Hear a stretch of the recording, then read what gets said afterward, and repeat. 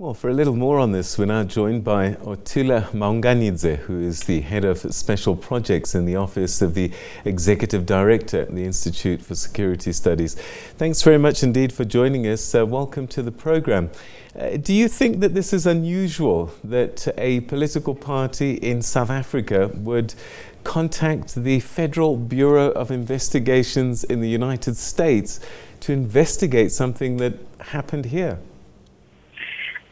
Indeed, especially since they haven't as yet contacted the South African Police Service, but have instead chosen to focus on the FBI based on the fact that the currency that was used was the US dollar.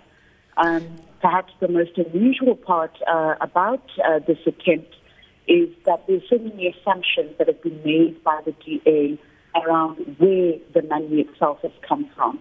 So assuming that it came directly from the United States and not from any other foreign exchange, or that it came with United States citizens, it is only on those two bases that perhaps the FBI could even consider investigating.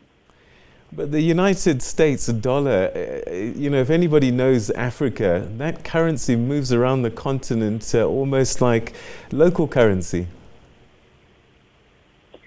Indeed, but not only Africa, mind, it moves around the world. It is the currency that is most used outside of its own country. So the source of the US dollar, particularly for this sale, or the sales, we're unsure how big the sales were, cannot be readily determined. And certainly without the information around who it is that purchased the animals and at what price, it's really unclear as to how the FBI itself could be involved in any way. Let's talk a little bit about jurisdiction. I know that the FBI does have agencies around the world, particularly at embassies, but hardly ever does any unilateral work, but usually works with local law enforcement. Would that be any different in this case? So what the FBI does, and perhaps let me take a step back, Peter, to say that the FBI is a U.S. agency. It is a federal agency that basically has a primary responsibility to investigate matters within the United States that fall within the scope of federal crimes instead of, state-level crimes. Of course, some of those crimes can involve people outside of the United States. And it's for that reason that the U.S. has what they call legal attaches across a number of missions globally, whose purpose it is to actually work with local authorities. So the legal attaches, for example, there is one in Pretoria, here in South Africa. The legal attache's responsibility is really one of ensuring international cooperation and collaboration. They don't go out themselves from the embassy to investigate matters on South African soil without involving South African authorities. In fact, often their role is on the request of South African authorities. So let's say the South African Police Service are investigating a matter and they find that there's a U.S. citizen involved or that there's another connection to the U.S., what they would then do is they would contact the U.S. Embassy, and the U.S. Embassy would then bring forward their legal attaché, which is that person that would ensure collaboration between the FBI in the U.S. and South African authorities. Never or rarely the other way around. So it's unlikely that this request by the Democratic Alliance will be taken up by the FBI without them contacting the local authorities first? Well, sure, they can have it on their radar to say this has been a matter that has been that they have been informed of, but it won't be to them to initiate this case. And in fact, they would need to establish quite a number of grounds before they say this is a case that is of American interest. Now, the DA alleges money laundering. And in this case, they would need to show that there was these efforts to hide or accumulate wealth, but more importantly, that the transaction itself was unlawful. And to date, no one has questioned the legality of the sale of animals at the farm, but rather that the transaction was in US dollars.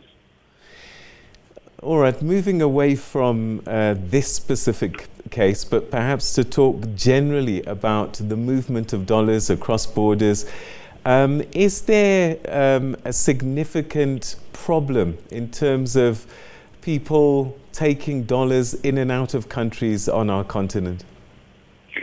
That is a very difficult question, because in order for us to know that, we would need all the people that don't report that they are transporting more than $10,000 between borders.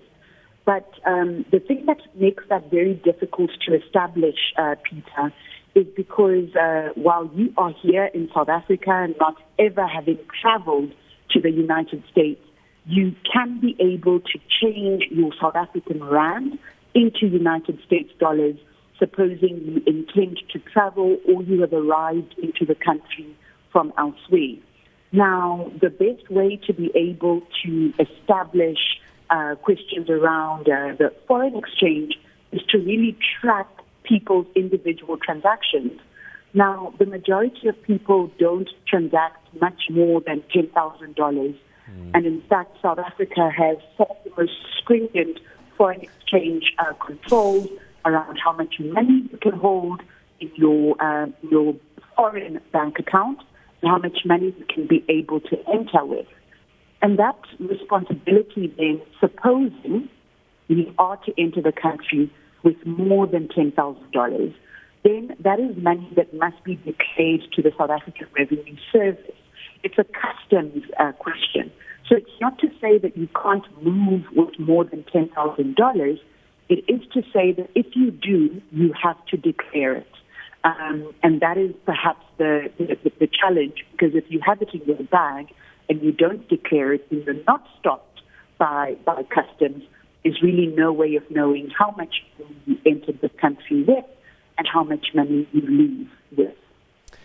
That's the legal processes, I guess. But, I'm thinking about a few countries on the continent where foreign currency is bought and sold on what they call the parallel market, the black market.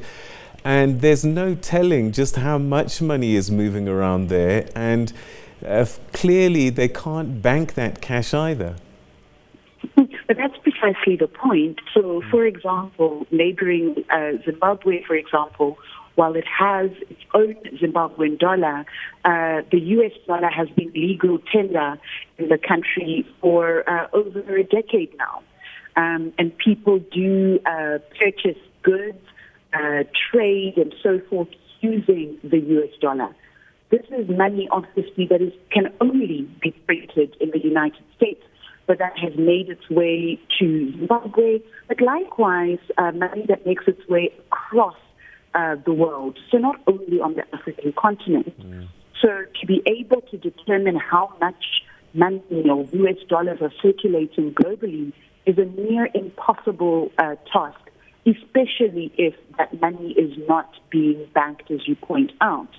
And so on the face of it, being able to use US dollars anywhere in the world where it is accepted as legal tender is not unlawful. Where it becomes unlawful is where you use the funds either in the carrying out of criminal activity or as part of laundering that money. So trying to turn dirty money clean. So money gotten through ill-gotten means, you are trying to convert it into clean money. But the issue there is the criminal act rather than the use of US dollars themselves. Okay. Ottilia Maunganidze, we'll leave it there. Thank you very, very much indeed for joining us.